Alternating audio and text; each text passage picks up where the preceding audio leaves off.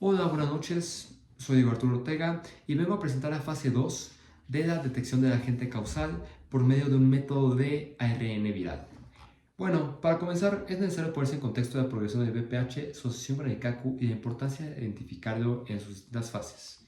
Bueno, la infección por la mayoría de tipos de virus de papiloma humano generalmente se resuelve por los anticuerpos del mismo cuerpo. Pero hay ocasiones en las que ciertos serotipos persisten después y esto ya es cuando aparecen lesiones premalignas y malignas. Generalmente los serotipos que causan esto son el 16 y el 18. Cuando aparecen estas lesiones, que se denominan SILs, Cause Intraepithelial Lesions, o SIN, que es otro sinónimo, estas pueden propiciar la aparición de cáncer de no ser tratadas, aunque bueno, como veremos, también estas se resuelven generalmente. La mayoría de los casos aparecen las EDS y EDS, lesiones intraepiteliales escamosas de bajo grado, y no necesitan intervención para ser resueltas. Sin embargo, cuando aparecen las HCIEDs, que son las de alto grado, en ese caso sí se puede desarrollar un CACO y por ende la aparición son las ELA. Las células ELA son las líneas celulares que aparecen en el cáncer cervicouterino y su peculiaridad es que cargan con el serotipo del BPH18. Ahora, ¿cuál es la progresión del BPH? Bueno, aquí voy a poner un gráfico en edición de lo que estoy viendo, pero la progresión comienza con el inicio de actividad sexual, donde los primeros meses o, bueno, días a meses está el epitelio normal, completamente sano. Sin embargo, en unos meses las células se van alterando y hay un cambio leve. Después de 1 a 15 años ya hay un cambio muy grande y de hecho es cuando ya se puede empezar a manifestar la aparición de carcinomas o cáncer. Y después de décadas, si es que persiste aún, ya seguro es cáncer. Es un carcinoma invasor. Según Faruk M. Kosen y Murat Emnaki durante el año 2013, en pacientes con lesiones premalignas, las EDS y EDS contaban para un 60% de los casos. Y un 15% de estas pasaban a HCIEDs después de 3 a 4 años, en presencia de cofactores como tabaquismo, inmunosupresión, etc. Y de este 15%, de 30 al 60%, al 70% de los casos pasaban a cáncer cervicouterino después de 10 años. Aquí hay una tabla bastante larga en este documento que también pone más en contexto sobre las etapas de cáncer cervicouterino, pero se saltará al resumen de esta primera sección y a la conclusión, que es de que sí, el agente causal del VPH sí es de riesgo oncogénico en los serotipos de mayor riesgo que también está en el documento, que en su mayoría son el 16 y el 18. Entonces sí presenta un riesgo oncogénico una vez que se pasa a las HCIs. Ahora, ¿cuál es el RT-PCR y su fundamento teórico, que es la técnica de detección que elegimos? El RT-PCR consiste en la codificación de una cadena de ADN a partir de una hebra de ADN a partir de una hebra de ARN mensajero viral obtenida del paciente. Posteriormente, esta muestra de ARN viral se desnaturaliza por medio de uso de altas temperaturas a 70 grados. Hay que recordar que es ARN, entonces va a tener un punto de desnaturaliza a menores temperaturas que ADN. Esto es para estructuras secundarias exclusivamente, no para la hebra. Y entonces, después de eso, se usa una enzima llamada retrotranscriptasa inversa para sintetizar la cadena de ADN a partir de la cadena molde de ARN. Ahora, existen dos maneras de aplicar esto, de un paso y de dos pasos.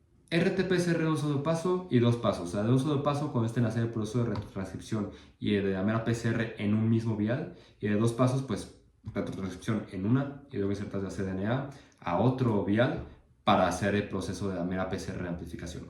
Las diferencias entre estos es que el primero te permite analizar más muestras ya que requiere menos tiempo, sin embargo no puedes tener tanta especificidad con los genes, y por el otro lado es lo contrario, te permite analizar menos muestras pero te permite ser más específico con los genes.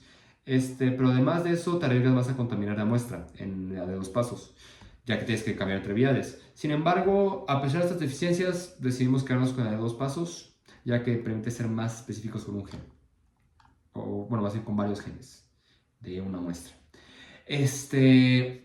Ahora, Para la lámina PCR está de tiempo real y convencional. Ambas tienen los tres pasos fundamentales, que es desnaturalización, o sea, se elevar el híbrido a temperaturas entre 94 a más o menos 94 grados aproximadamente. Y después la de hibridación, que es hibridar la cadena de ADN con primers. Y finalmente la elongación, que es cuando el ADN polimerasa hace la doble cadena. Sin embargo, la diferencia es que los resultados se detectan por gel en electroforesis, y en la otra, una sonda fluorescente se pega a las dobles cadenas para emitir fluorescencia. Entonces, cada vez que se emite una doble cadena, cada vez que se sintetiza una doble cadena, se va a emitir fluorescencia, y significa que ese gen objetivo se está expresando más. Y se puede ver en forma de curvas en gráficos. Ahora, la comparación con el mecanismo de la célula y la técnica. El tema es que la célula no hace retranscripción inversa. Entonces, con lo que se puede comparar principalmente es con los retrovirus, con el VPH, el sarcoma de Rose o el VIH, y entre otros. Ambas usan la enzima transcriptasa inversa. Entonces, los virus usan esa enzima para hacer la transcripción inversa dentro de las células. Y la RT-PCR pues usa esa misma enzima, sin embargo lo hace con una hebra de ARN en lugar de con una célula. Claro, con una muestra tomada en paciente. Ahora, para el proceso para realizar a QRT-PCR, ya lo describí en la mayor parte. Entonces, al principio hace el mero proceso de retranscripción con la retrotranscriptasa inversa.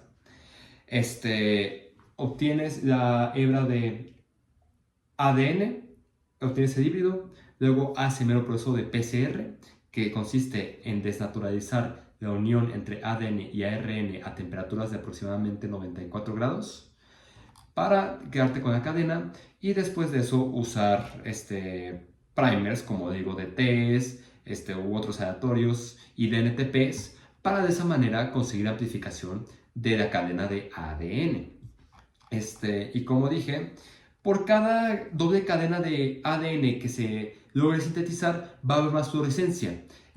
Entonces, una vez que se tiene esta fluorescencia y una vez que se obtiene estos resultados, ¿cómo se interpretan? Bueno, ahora interpretar una muestra de qPCR es importante tener en cuenta los controles positivos y los controles negativos, porque estos van a funcionar antes de que sea una muestra para saber si está funcionando la prueba. Entonces, los controles positivos van a arrojar una expresión del gen. Pueden ser incluso ADN plasmídico de VPH, como es en nuestro caso. Pueden ser cosas que te van a arrojar una expresión del gen.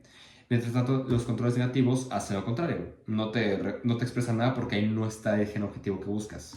Estas pruebas se hacen en triplicados, y la importancia de esto es para descartar errores experimentales como errores de pipeteo y entre otros.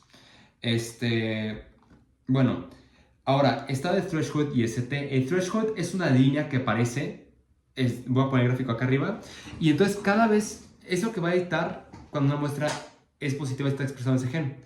Mientras más tardío es menos expresión, y mientras más temprano es más expresión. Entonces, cuando una curva intersecta con ese threshold, se tiene el CT, que es cuando ya la muestra es positiva y está expresando ese gen.